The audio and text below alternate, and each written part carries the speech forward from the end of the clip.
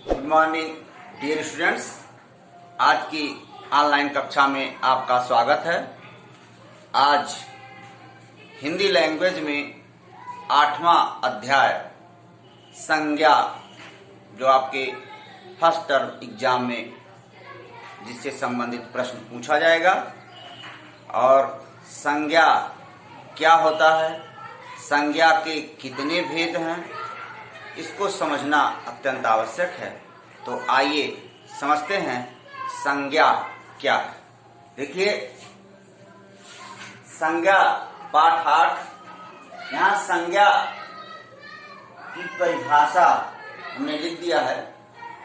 वैसे आप संज्ञा के विषय में जानते होंगे, लेकिन फिर भी आपको बताना आवश्यक है कि जिस शब्द से किसी व्यक्ति, वस्तु, स्थान के नाम का बोध होता है उसे संज्ञा कहते हैं। अर्थात संज्ञा शब्द का यदि अर्थ लिया जाए तो उसका अर्थ होता है नाम। कोई भी व्यक्ति, कोई भी वस्तु, कोई भी स्थान, उसके नाम को संज्ञा कहा जाता है। व्यक्ति, वस्तु, स्थान, भाव, सबके नाम को क्या कहते हैं? संज्ञा। तो संज्ञा के कुल कितने भेद हैं? यहाँ संज्ञा के उदाहरण भी देख सकते हैं। राम, श्याम, आगरा, लखनऊ, पुस्तक, बचपन, ये संज्ञा के उदाहरण है। लेकिन संज्ञा के भेद को समझना बहुत आवश्यक है।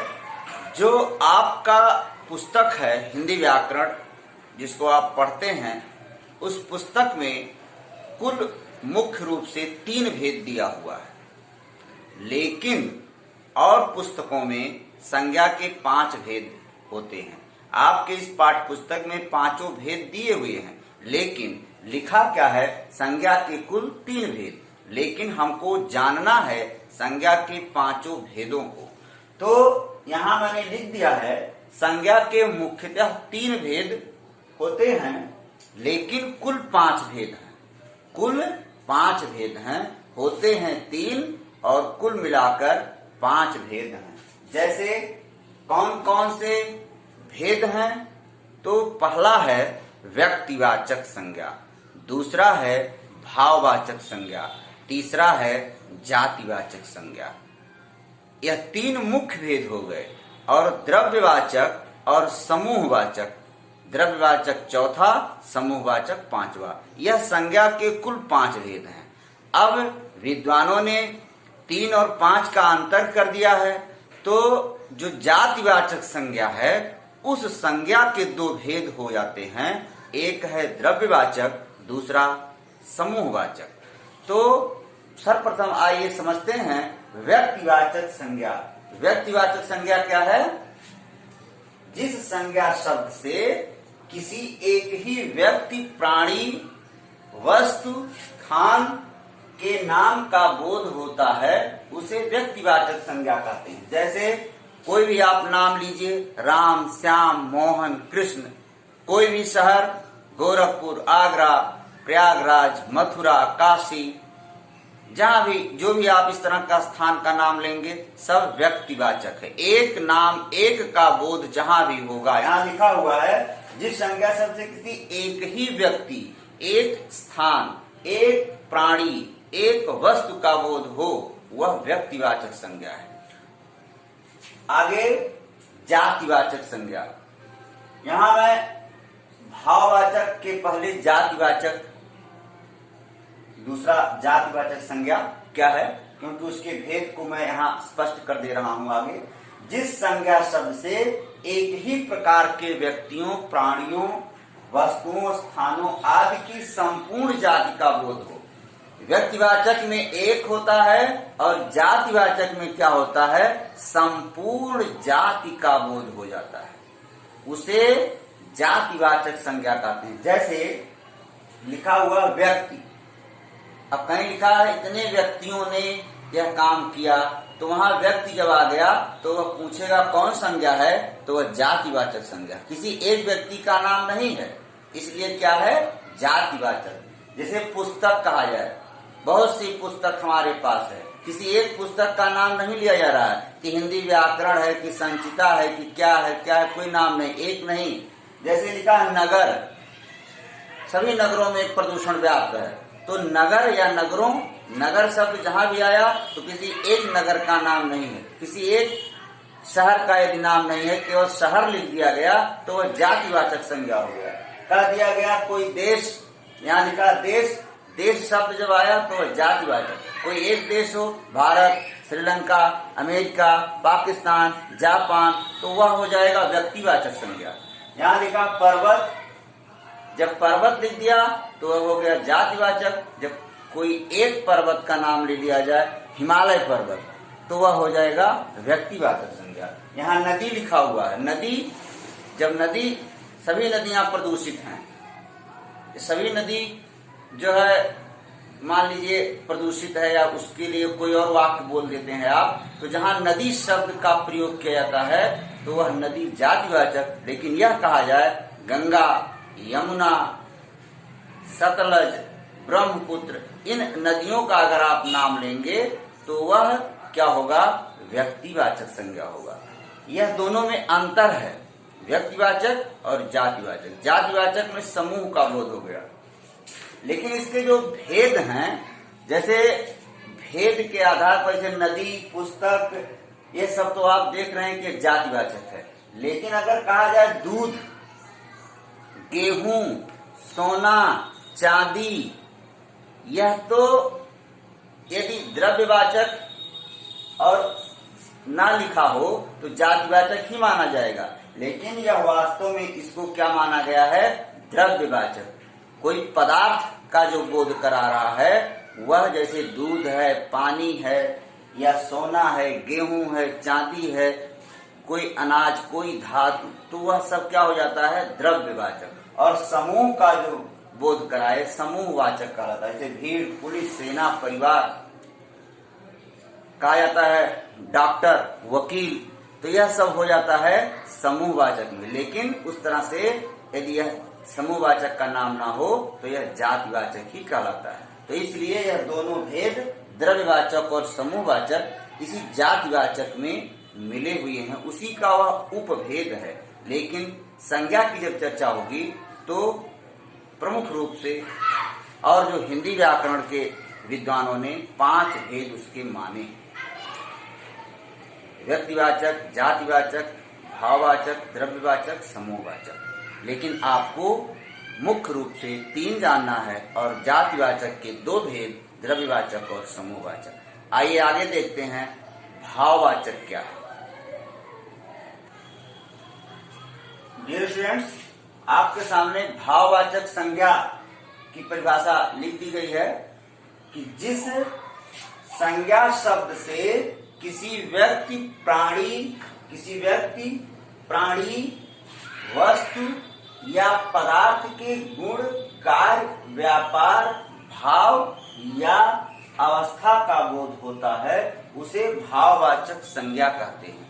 भाववाचक संज्ञा में क्या होता है कि कोई व्यक्ति है, प्राणी है, वस्तु है या पदार्थ है, उसका गुण क्या है, कार्य क्या है, व्यापार क्या है, उसका बोध होता है। प्रमुख रूप से भाव क्या प्रकट होता है। जैसे लिखा है सत्य, सत्य कहीं दिखाई नहीं पड़ता, यह भाव होता है आत्मा में व्यक्ति के सत्य। जैसे मित्रता, भाव, खुशी, सुगंध, सौंदर्य, मानवता, हंसी, दुख, यह सब क्या है, यह सब भाव है।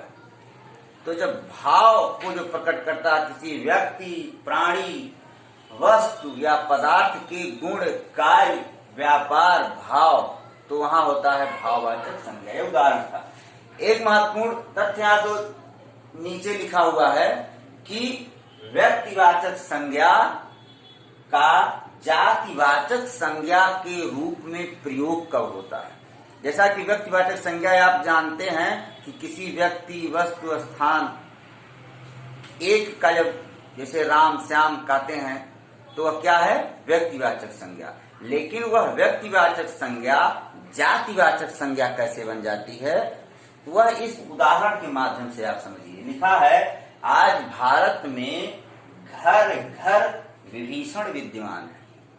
तो विभीषण एक व्यक्ति का नाम है, इसलिए यह व्यक्तिवाचक संज्ञा वैसे नाम के कारण है, लेकिन इस वाक्य में घर घर विभीषण विद्यमान है, तो यह विभीषण जो है यह जातिवाचक संज्ञा के रूप में प्रयुक्त हो गया। क्यों?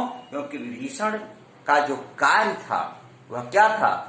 विभीषण ने अपने भाई के साथ भाई का भेद दूसरे अर्थात दूसरे दल में राम को उसने बता दिया।